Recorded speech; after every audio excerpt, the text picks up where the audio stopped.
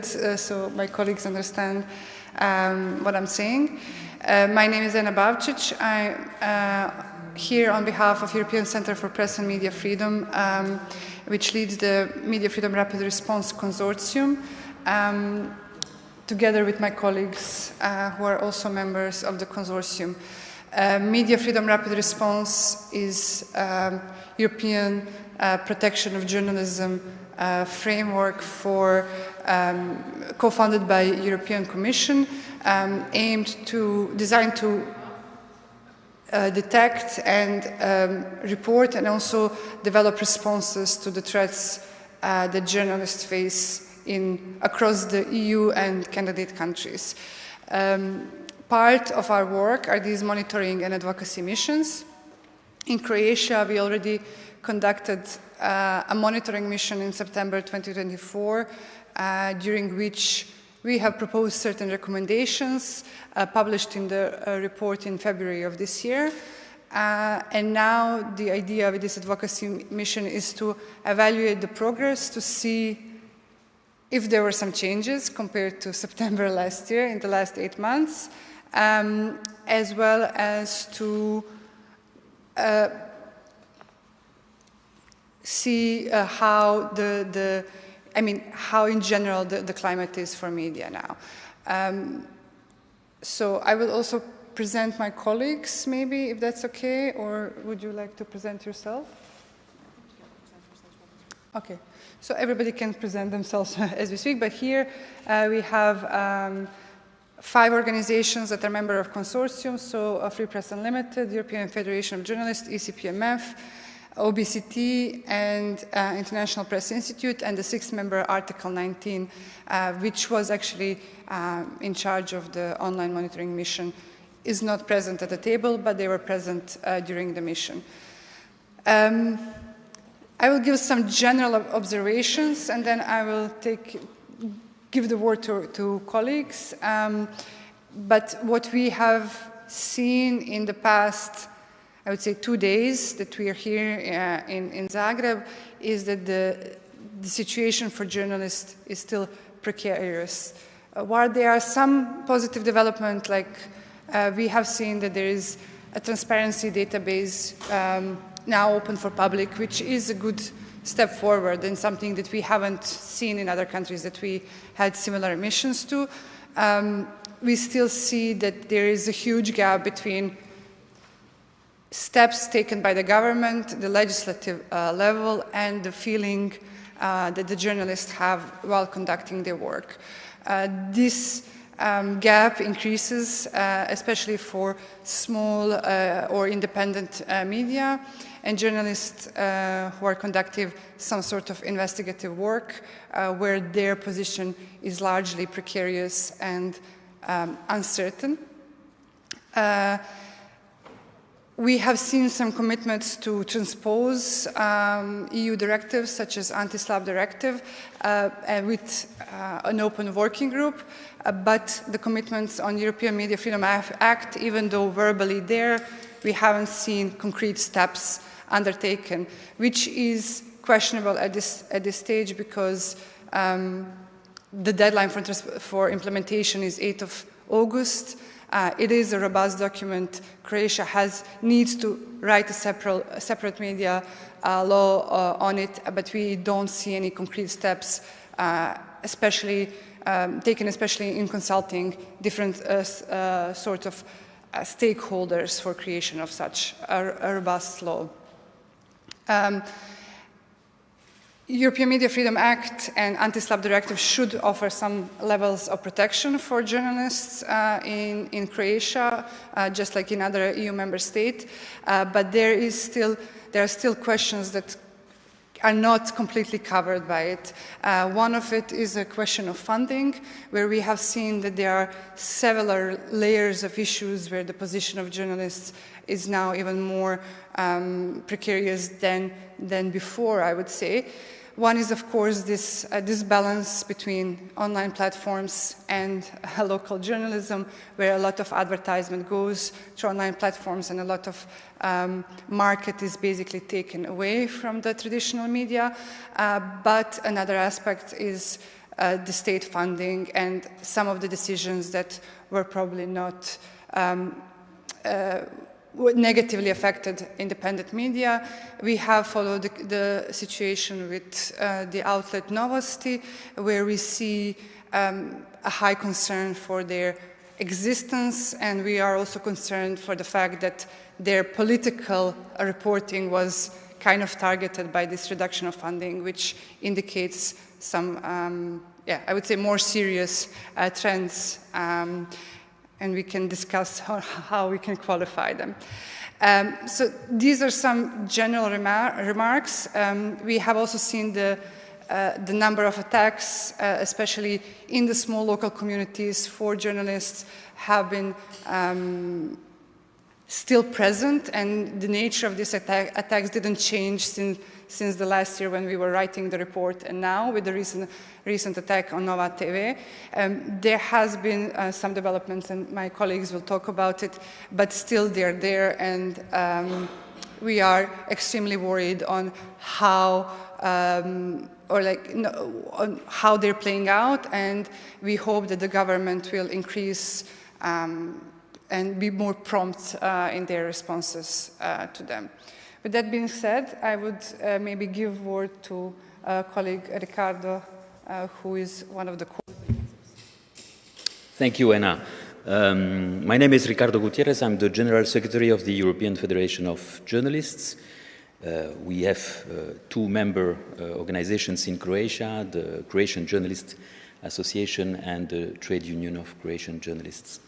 And globally, we represent 300,000 journalists in 44 European countries. I know that my colleagues from FPU, OBCT and IPI will enter into specific issues we addressed during this mission. I would like to start by giving you my impression after these 3 days of consultations. We consulted journalists, but also many public officials, members of the judiciary, and so on. I'm not optimistic. Why? Because when discussing media freedom issues, safety of journalist issues with public officials, several times we've been facing denial. The Minister of Culture, but also the chair of the Media Committee of the Parliament, they used to deny the seriousness, I would say, of the situation. The situation is not, press freedom is declining all over Europe. That's not a specific situation for Croatia. But the situation of Croatia is really worrying. I presented to these two officials the outcomes of a scientific survey, not a survey, research from the Media Pluralism Monitor, showing that regarding the protection of journalist standards, and that means very concrete criteria, which are working conditions of journalists, physical safety, including life safety, digital safety of journalists, protection against SLAPPs, against abusive lawsuits, protection of sources, of journalistic sources, and arbitrary arrests, Croatia is, together with Turkey, the worst country in Europe regarding these criteria. And the reaction from the officials was just to deny this, to say, oh, this is an impression, this is an opinion. No, it's not an opinion. It's a fact.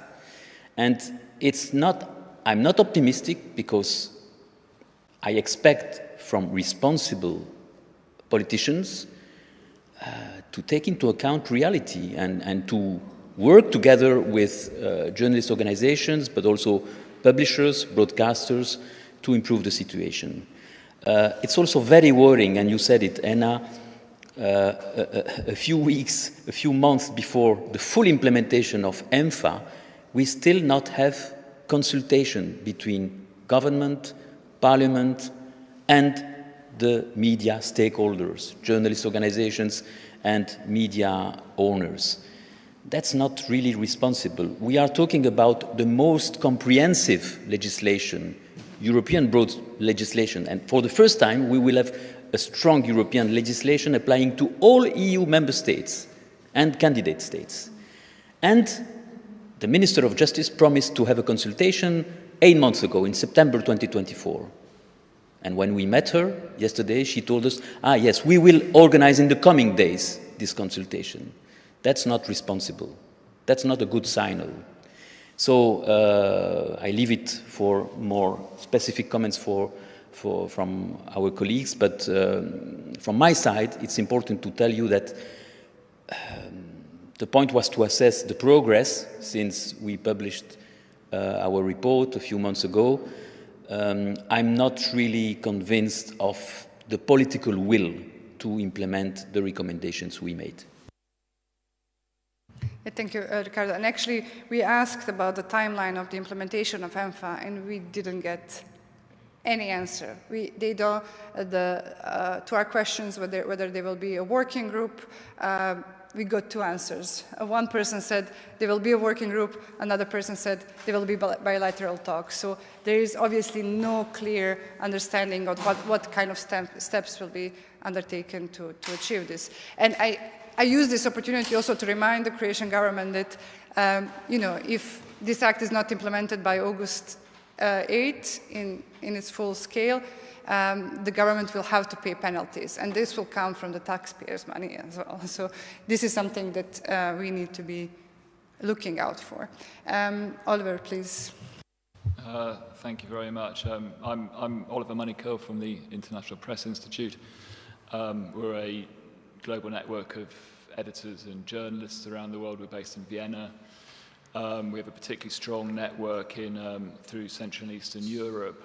I'm based in Brussels, and I do a lot of advocacy around the European Union, and particularly following the path of the European Media Freedom Act.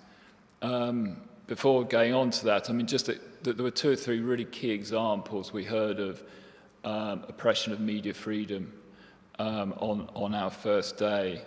The first was the discussions with Novosti, and discussion around the slashing of their budget by 1/3 that had taken place, this is sort of 9 or 10 months after the election, where the Homeland Movement made their very specific campaign pledge was to try to destroy Novosti, and they are on the path to doing that. So there's a clear connection between the political demands of the government and I mean, I think it's a form of censorship. I think we can use that term. Are we agreed? Yes. The Minister of Culture denied that term, but we are of a consensus that constitutes a form of censorship. Another form of, if you like, backdoor censorship, it's indirect, was applied to Telegram after they did investigative journalism involving corruption. The funding, the advertising they received from state companies, I think in particular this was advertising from HEP, disappeared. An essential form of revenue to pay the journalists' salaries, to pay for the newsroom. If you can't do that, you can't do your investigative journalism. So again, it's backdoor political pressure on independent, critical journalism. The third example was, again, the swinging cuts to the budget of N1 TV, which we understand to be having had the reputation as one of the best news broadcasters in recent years, or one of the more reliable ones, substituting for the role that HRT should play as the public media. Why there were swinging cuts applied to that newsroom, we can only speculate, but the decisions were made not by N1 themselves, but by the mother company, and why they did that, we are speculating. We'd like to find out more why they would do that. So these are 3 examples of how, using economic pressure, you can apply on media here. And I think the economy is really a really big concern. The Media Freedom Act tries to address the economy. It's really designed to counter media capture, which is where governments use the tools of the state to erect economic barriers and obstacles for independent journalism. The most obvious way they do that is they deny state advertising to media that are critical of the government. It also involves the political capture of the public broadcaster, the political capture of the media regulator, and also the creation of a sort of coalition of media allies, again through using economic means, and a reduction of media pluralism in the system. So the Media Freedom Act is an attempt to address and to combat that. And we don't know what the government's plans are because they haven't been published, but we intend to follow this story very closely, and we intend to work with you to make sure that they are implemented rigorously. I think the question of state advertising is a really key one because it's about the finances. One reassuring element of that was in our meeting with the media regulator yesterday, who assured us that the rules on transparency of state advertising and the rules on the fair distribution of state advertising would also be applied at the local government level, which we understand where the situation is particularly acute. We were also this morning addressing the Parliamentary Committee of the Media and saying that they have an opportunity here to open up and make the process for the appointments of members of the Supervisory Board to the public media and, of course, to the Board of the Media Regulator, to make it more transparent, to make it more rigorous, to deal with conflicts of interest questions, and also to make it more pluralistic so that it is less dependent on the majority of the governing party. One way to do that would be to introduce a requirement for a supermajority to approve the members of the board, and that supermajority could either be within the parliamentary committee that makes the shortlist or within the parliamentary vote itself, ideally both. They said they were prepared to consider the proposal. We will see, but certainly these are mechanisms for improving guarantees of the independence of both these bodies, which are incredibly important. And we're certainly, while none of us are able to watch Croatian TV, with the possible exception of Ana, it's not for us to interpret the level of independence of the TV, but certainly the information we've received suggests there are potentially quite serious problems there. Look, lastly, I think we can look at the crisis facing media at a narrow national level, but I think it would be wrong of us to ignore the global situation, and that at the heart of this crisis, the reason why media is so susceptible to capture, to political interference, to serving the vested interests of politics or corporations, is because of their economic precarity, the weakness of their revenue model. Fundamentally, the problem lies with the relationship with big tech and the online platforms. We were talking to the publishers a couple of hours ago, and they were explaining that 70% of the advertising, the advertising market, the global expenditure, the global expenditure in Croatia, is that a correct term? The full expenditure of the advertising market in Croatia, I think some 340 million euros we were quoted, 70% of that goes to either Google or Meta. This is not a news story, but it is absolutely devastating. We've reached a point, a crisis point, not just in Croatia, not just across Europe, but globally, where media are facing an existential crisis. On top of that, we have generative AI that is refusing to pay for the data that they steal from media, from journalists, and that are creating a model whereby when the public use search engines, they will no longer be directed to media sites. The only way to combat this is through regulation. And we were urging, again, the government here to join forces at the European level, because it can really only be addressed at the European level, to have the political will to tackle this and try to solve the market failure that exists. That'll do for now. Yeah, thank you, Oliver. And yeah, in the context of Croatia, of course, it depends on the market and the number of people that use the social media. So the best hope is, once you see these concerns, to kind of try to relay to us or to some other organizations where we can maybe try to amplify voices or try to work on this together to kind of offer the best solutions. Maybe going from there to more concrete threats and for journalists, and I give the word to Emma to talk about legal. Thank you. My name is Emma Bergmans. Yeah. I work at Free Press Unlimited, an international press freedom organization. Aside from media pluralism and the independence of media, another priority during this mission was the safety of journalists in Croatia. And what we found here is that there is a major issue with the legal intimidation of journalists, particularly through the use of so-called SLAPPs, strategic lawsuits against public participation, which are abusive lawsuits aimed at silencing critical speech. In Croatia, the number of these lawsuits is extremely high. Croatia is one of the worst offenders in the European Union when it comes to the use of SLAPPs. And what we see as especially problematic in Croatia is that these type of lawsuits are often started by politicians, by businessmen, but also by judges in the case of Croatia. And what we also see is that there is double prosecution.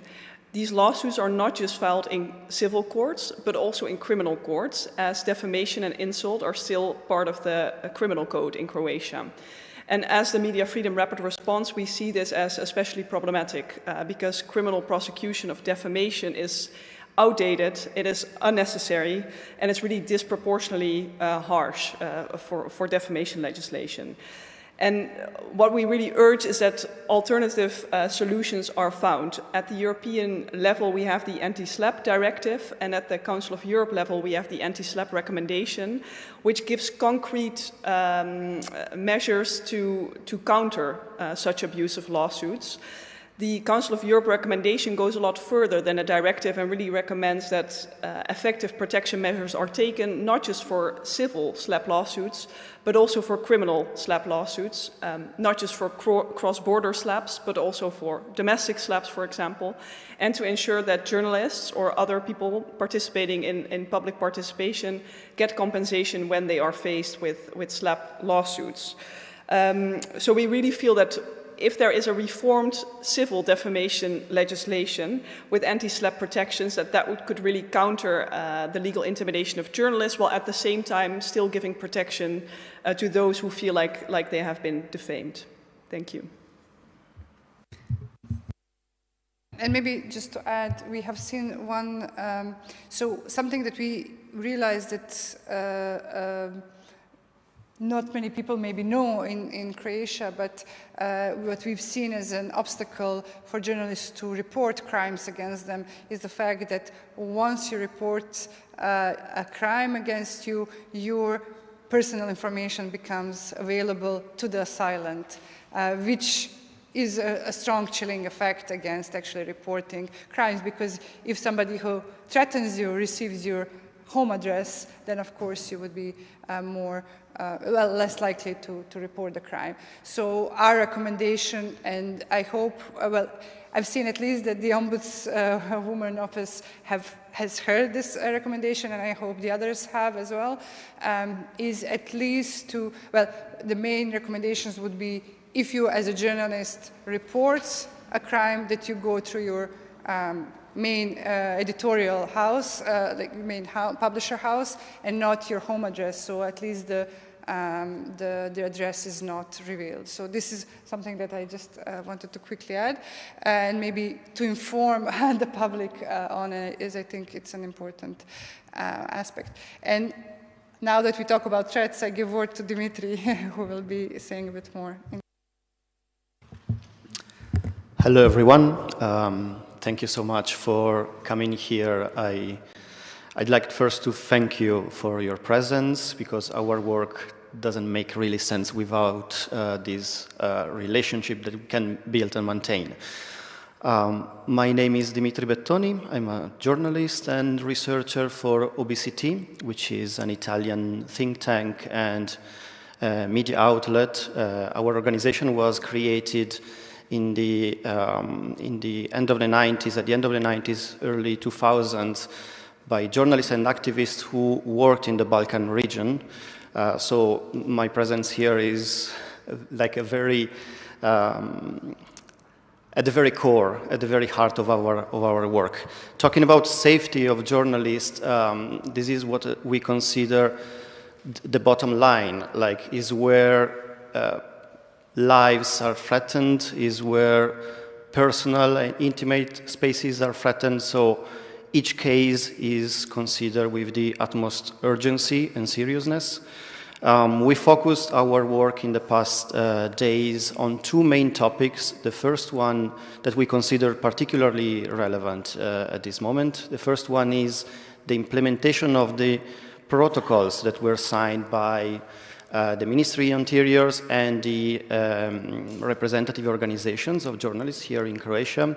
These two protocols are related to the safety of spaces for journalists during public protests on one hand, and the second one is related to police action and reaction to threats and criminal offenses committed against journalists.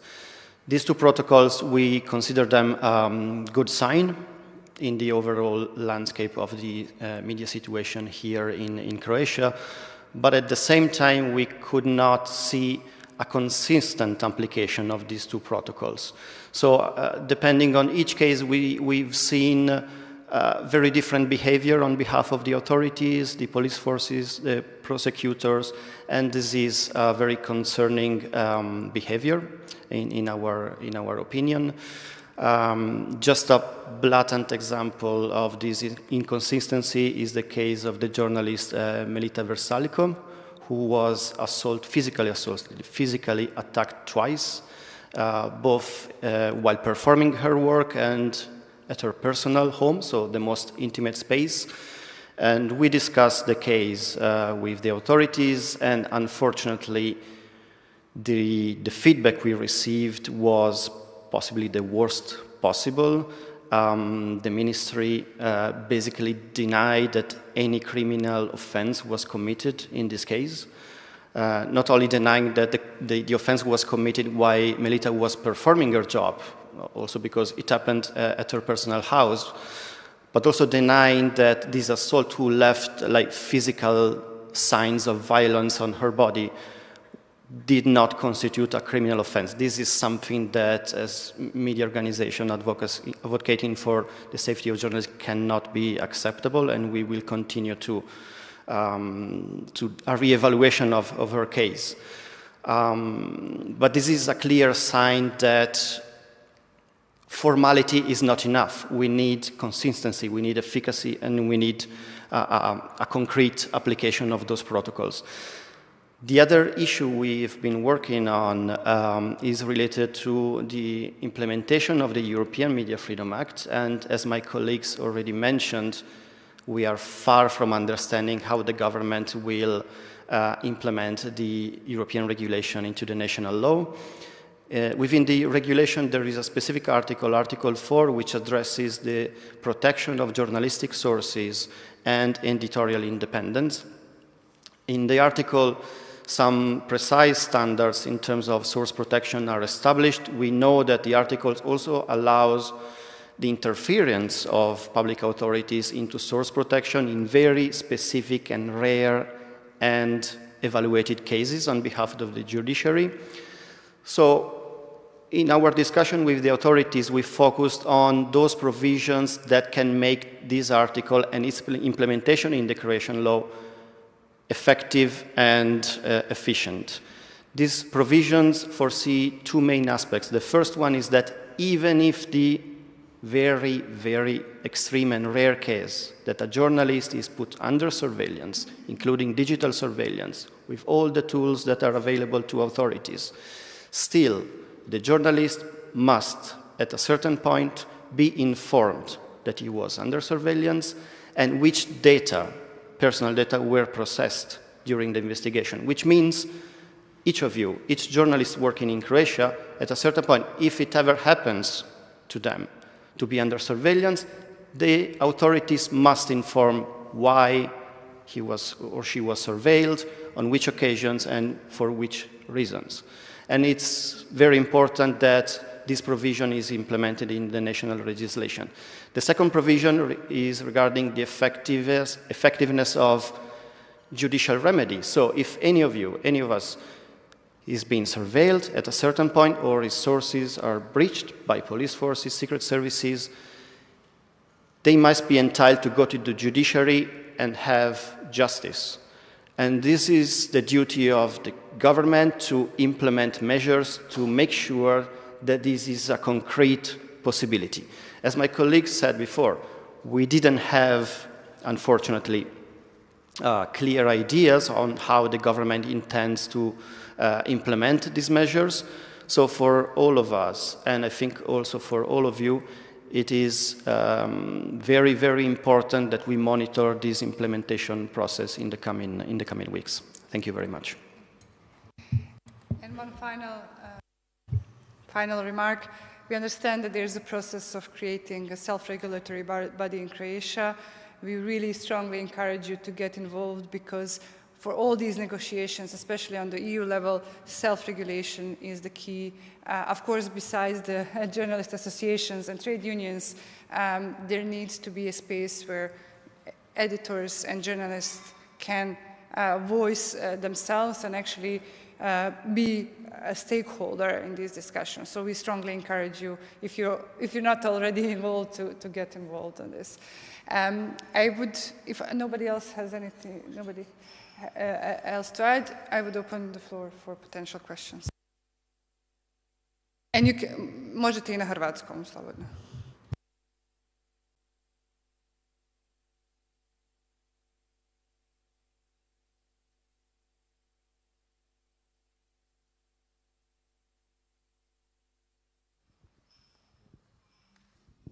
Dobar dan, Branimir Zekić, Al Jazeera. Pa možda je prilika, s obzirom da ste obilazili institucije i razgovarali ovih dana s donositeljima odluka, vjerujem ovo što ste danas prezentirali ovdje i javnosti, da ste o tome govorili i resornoj ministrici Nini Obuljen-Koržinek, pa me zanima kakva je bila njezina reakcija na ovaj cijeli niz prigovora, odnosno problema koje imamo kad govorimo o slobodi medija.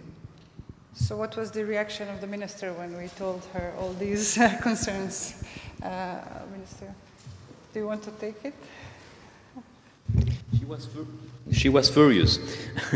She was not happy, specifically with me, because I mentioned that study about the poor journalistic protection in the country.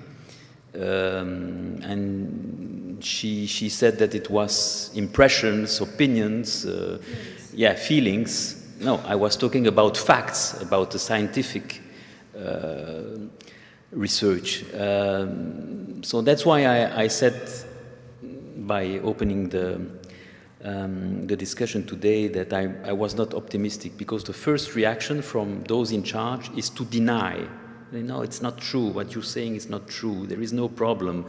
If we listen to them, everything is perfect in Croatia. We don't have any media freedom problem, any working conditions problem. So that's not, that's not the kind of reaction we expect from responsible people. We are not here to criticize. We are here to help the stakeholders, to progress together, to improve the situation. And again, it's important to remind that we are not promoting or defending privilege for journalists. We are defending the right of Croatian citizens to access plural, independent, reliable information. So that's why it's so disappointing from my point of view to see that a minister, and she's in charge. I reminded her that she's in charge for nearly 10 years, so it's not a new minister. And I'm very surprised when I see, you know, such a big and important legislation as the EMFA not being discussed with the sector, with the journalist organizations, with the publishers, with the broadcasters. It's really worrying from my point of view. And again, I do not feel any political will to improve the situation. That doesn't mean that they are not taking action. They do some things. You know, the media register is a good thing. But what is done is not commensurate with the seriousness of the situation. We expect the government to do much more to protect the citizens' rights to access information. Yeah, maybe, sorry, just 2 points, and then I'll give a word to Oliver on the trust and on the media registry. Mislim, vidjeli smo neke pomake, vidjeli smo naravno da postoji taj registar transparentnosti vlasništva. Naravno, postoji prostor da se to unaprijedi. Mi ne možemo vidjeti da li vlasnici imaju neke druge tvrtke, kompanije kojima upravljaju, na koji način to utiče na njihovo poslovanje i slično, ali to jeste neki ok potez. Ali ono što je bilo zanimljivo jeste da je ministrica rekla da oni žele da rade na povjerenju u medije, ali s druge strane dobili smo neka svjedočanstva novinara i novinarki gdje upravo taj vrh, vladajući vrh, upućuje prijetnje, naziva medijske grupe Axis of Evil. Mislim, to su riječi koje sigurno ne ulijevaju povjerenje u novinare od strane javnosti. Tako da malo smo bili zbunjeni tim nekim nastojanjima, jer imamo osjećaj da želi se, postoji neka vrsta dobre namjere, ali s druge strane neki ozbiljni potezi koji to ugrožavaju. I mean, just a couple of points. I mean, she, as I referred to earlier, she was upset by the suggestion that the cut of the budget of Novosti was a form of censorship. That really did upset her. She insisted there was no censorship whatsoever in Croatia. Later on, which I was pleased with, she didn't deny everything. She acknowledged that there was a serious problem to do with the relationship between local government and local media and the very, very heavy dependence of local media on local government. She acknowledged that that was a problem, and we were very pleased with that because we think that at least there's an acknowledgement and there's a chance that they will introduce the measures to try to address it. One other element, which it wasn't something that she responded to, but in talking to again, the publishers earlier, they were talking about, you know, the problems with the advertising market and the problems with collecting data on it, and the problems with the fact that so much of these contracts are done outside of Croatia. Therefore, the taxpayer is denied a huge sum of money by the advertising system, of money that is spent in Croatia, but technically I guess takes place outside or beyond the reach of government. And they did say that the Ministry of Culture were very supportive of their efforts to raise this. So I think there are people within the government who are trying to look at this as a serious problem. Of course, it's not the Ministry of Culture that will solve the tax issue, it's Ministry of Finance. But so there were, you know, there are important issues and efforts to address them. We wish we knew more about them.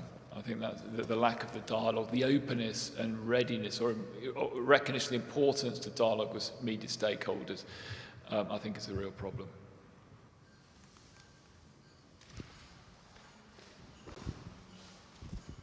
I'll ask the question in English directly. I'll save you, Anna, from having to translate. I'm Ivana Peric. I work for Novosti, for Weekly.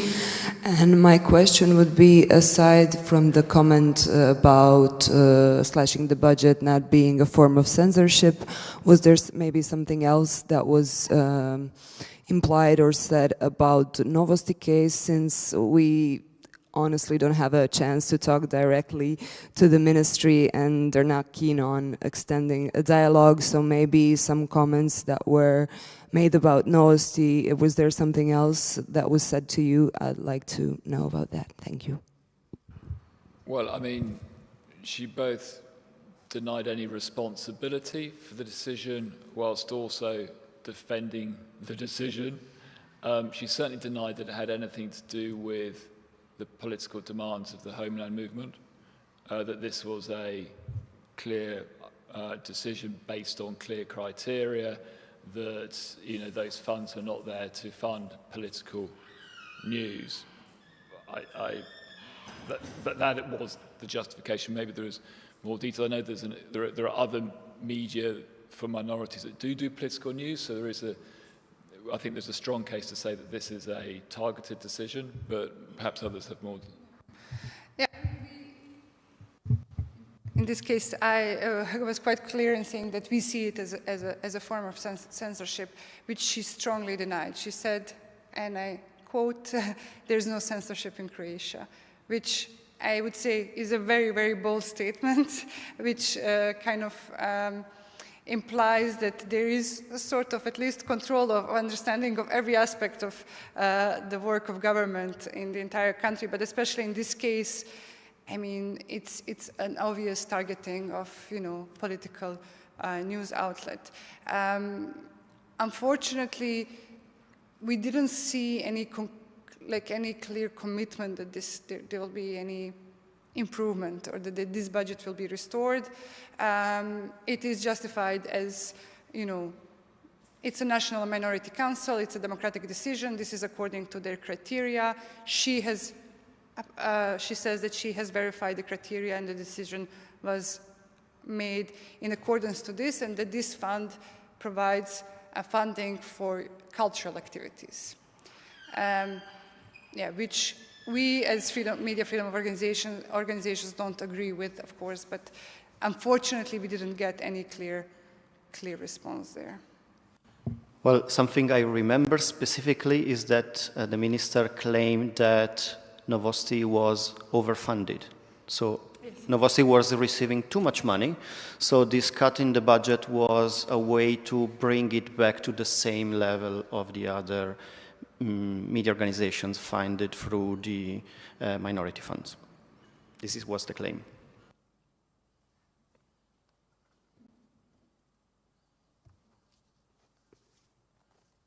I mean, I guess we're preaching to the converted. I guess you all know all these issues, so it's not like we're bringing anything new, but we at least hope that this has helped a bit. What is also was interesting for us when we talked to the Ombudsman office, we understood that their reports are not even considered in the parliament. And I mean, this is maybe also a form of pressure that could be made towards the elected officials, to at least consider these official reports of independent bodies and to kind of adopt recommendations, because if the recommendations are not adopted in time, then they cannot be implemented. So there are some mechanisms, but maybe from our side, and yeah, on top of this, after the meeting with the Ombudsman, they asked to tell you that if any of you has experienced case of violence or any form of violation, that you need to report.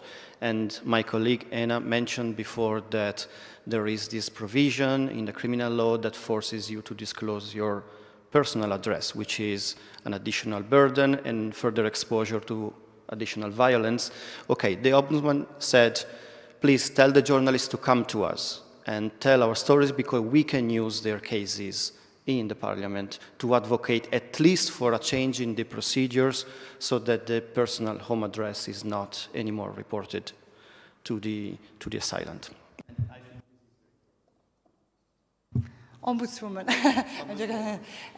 But also on our side, as Media Freedom Rapid Response Consortium, we do have opportunity to provide support for legal aid and practical support for all the journalists that find themselves in a position where they would need such support. So please feel HND and trade unions have direct contacts with us, so please also feel free to use these opportunities from us as well. We're here for you. We don't do this regularly, so we're not going to come next year in Croatia, but we'll go to other countries. But still, we are closely following the situation on media freedom. We will keep on reacting to what is happening here, and we want to join forces in advocating for better freedom for press as here. I'll add another thing, like we have a practical support program, so you can talk to the union or you can reach out to us directly through our website. So we provide for practical support, real case support. So if you need like a lawyer because you need a case, or if you need money to cover your legal expenses, we can talk about that. We replace equipment if it gets confiscated, destroyed, or whatever. So we try to go beyond advocacy activity, even though the core of this mission was advocacy. We definitely can improve in what we do, but please reach out to us if you need anything. And please stay for